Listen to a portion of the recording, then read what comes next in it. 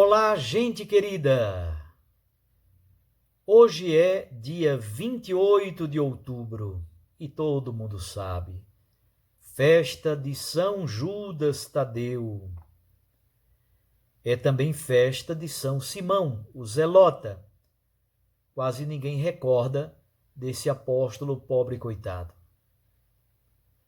Tem uma participação muito discreta nos evangelhos estes dois apóstolos, mas não são menos apóstolos do que os outros. Quarta-feira, dia 28 de outubro, eu estou me recordando aqui que há 10 anos, no dia 28 de outubro de 2010, eu defendi o meu doutorado na Pontifícia Universidade Gregoriana, em Roma. É impressionante como o tempo passa rápido. De lá para cá, quantas coisas já aconteceram. Eu já estou como bispo em Garanhuns há 5 anos. Então, há 10 anos, exatamente no dia de hoje, eu concluía essa etapa tão bonita e agradeço muito a Deus por ter tido a possibilidade de estudar a Sagrada Escritura. Dom Gerardo, o meu bispo anterior que me ordenou, me enviou a Roma para o mestrado. 7 anos depois, Dom Manuel me enviou para o doutorado. Agradeço muito a Deus por esses dois homens, Dom Gerardo e Dom Manuel, que investiram na minha formação e eu espero poder colocar também essa formação sempre a serviço do povo de Deus. A palavra de Deus é linda, é viva, é eficaz, não é peça de museu. A palavra de Deus começa no livro, palavra inspirada, mas a palavra de Deus fundamentalmente é a pessoa de Jesus, por quem nós devemos ser completamente apaixonados. E o texto do evangelho de hoje é esse bonito, de Lucas 6, de 12 a 19. Naqueles dias, Jesus foi à montanha para rezar e passou a noite toda em oração a Deus. Ao amanhecer, chamou os seus discípulos e escolheu 12 dentre eles, aos quais deu o nome de apóstolos. Simão, a quem impôs o nome de Pedro, e o seu irmão André, Tiago e João, Filipe e Bartolomeu, Mateus e Tomé, Tiago, filho de Alfeu, e Simão, chamado Zelota, Judas, filho de Tiago, e Judas Iscariotes, aquele que se tornou o traidor. Jesus desceu da montanha com eles e parou num lugar plano. Ali estavam muitos dos seus discípulos e grande multidão de gente de toda a Judéia e de Jerusalém, do litoral de Tiro e Sidônia.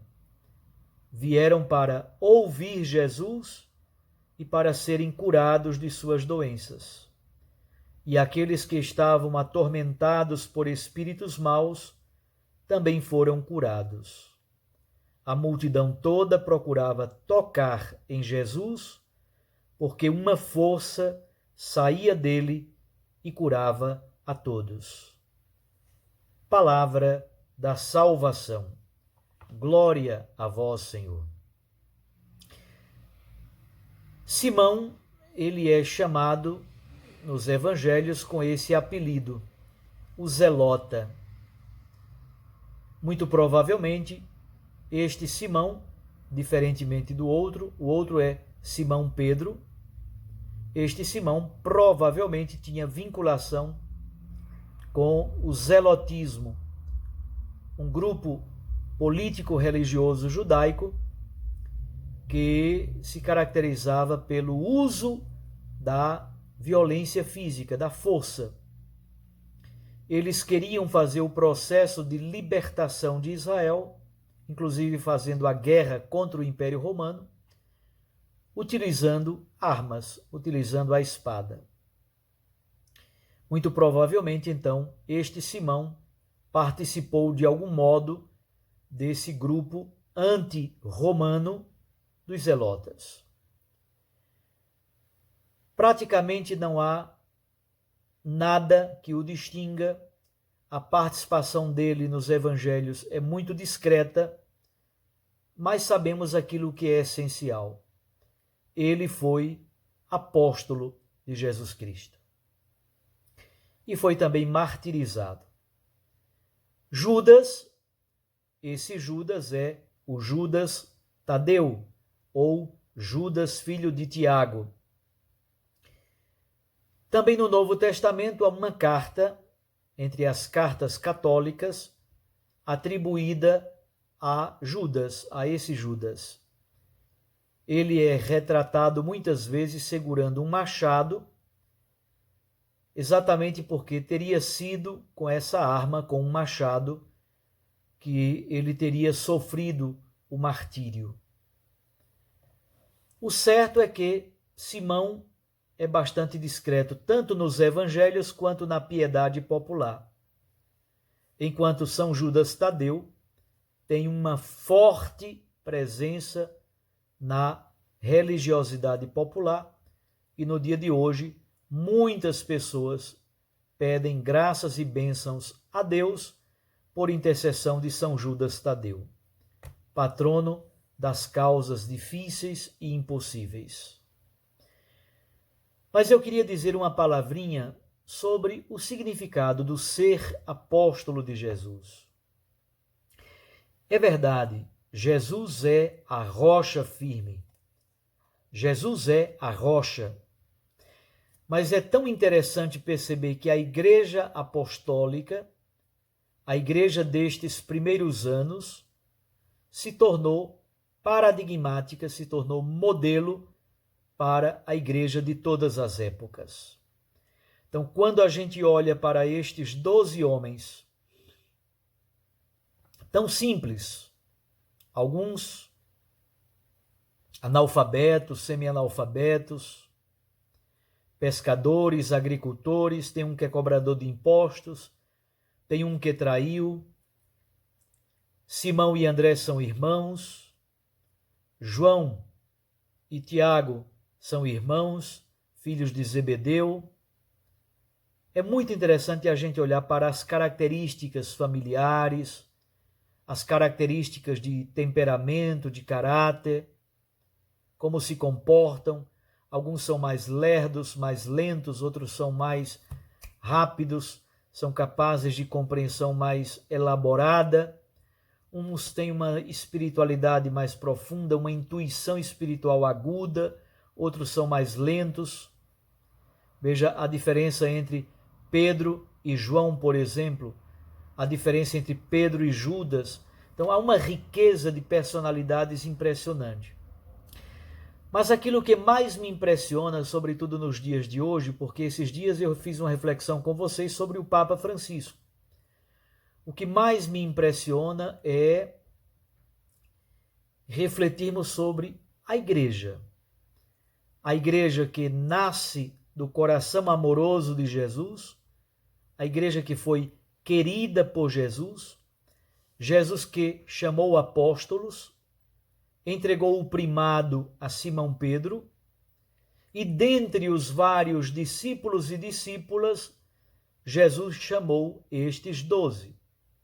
Portanto, os 12 apóstolos têm verdadeiramente este elemento basilar, fundamental e paradigmático. Não sem motivo, a nossa teologia diz que o ministério dos bispos é um ministério apostólico, está fundamentado nessa raiz apostólica. E o ministério do Papa, como síntese, ministério de unidade, ministério de comunhão para confirmar os irmãos na fé e na caridade, o ministério do Papa é exatamente fundamentado no ministério de Pedro. Então, é muito importante que a gente tenha clareza disso para perceber esses laços fundamentais de unidade. Isso não nasce das nuvens. Isso é obra profunda do Espírito Santo de Deus. Então é muito importante que a gente tenha, e aqui eu não quero legislar em causa própria, não é isso, mas que a gente tenha estes fundamentos teológicos em nossas mãos, em nosso coração. O papel e o ministério dos bispos, o papel e o ministério do Papa, atualmente o Papa Francisco, mas qualquer Papa. Quando Bento XVI era Papa, ele era o nosso único Papa. Francisco é o Papa, agora ele é o nosso único Papa. Nós não podemos escolher Papa. O Papa que o Espírito Santo escolhe é aquele que nos confirma na fé e exerce o ministério da unidade. Então, Jesus Cristo é essa rocha firme sobre a qual está construída a igreja. A profissão de fé de Pedro, que é a profissão de fé da igreja, é rocha firme sobre a qual está construída a igreja. E as portas do inferno, as portas dos adversários, nunca poderão prevalecer contra a igreja, que é mistério do Espírito Santo. Mas olhando para estes homens, tão humanos, tão cheios de grandes valores e muitos defeitos, é um mistério perceber que neste grupo do Colégio Apostólico, aqui está uma etapa da história da igreja que permanece para todos os tempos como etapa modelo e paradigmática. Finalmente, o texto do Evangelho de hoje se conclui que muitos discípulos e até multidões provindas de todas as partes da Judéia, de Jerusalém, do litoral de Tiro, de Sidônia, de todo canto, vinham para duas coisas: ouvir a pregação da palavra de Jesus e também para serem curados por Jesus. Aqui está a grande missão da igreja: pregar a palavra, e esta palavra do reino pregada deve vir acompanhada com obras salvíficas de libertação. Aqui exercemos o nosso ministério, a palavra de Deus proclamada, associada às ações salvíficas, às obras de misericórdia e de caridade que refazem a face da terra e curam as pessoas de coração aquebrantado. Aqui está o fundamento da missão da igreja: pregar a palavra, vivenciar a caridade e expulsar o mal, o maligno que está presente no mundo. Que São Simão e São Judas Tadeu nos ajudem muito a continuarmos a nossa missão apostólica. Um abraço a você, fique com Deus e sua Mãe Maria Santíssima. E recorde que a palavra aquece o coração e a Eucaristia nos lança para a missão. E eu lhe ofereço nesse momento esta bênção como sucessor dos apóstolos.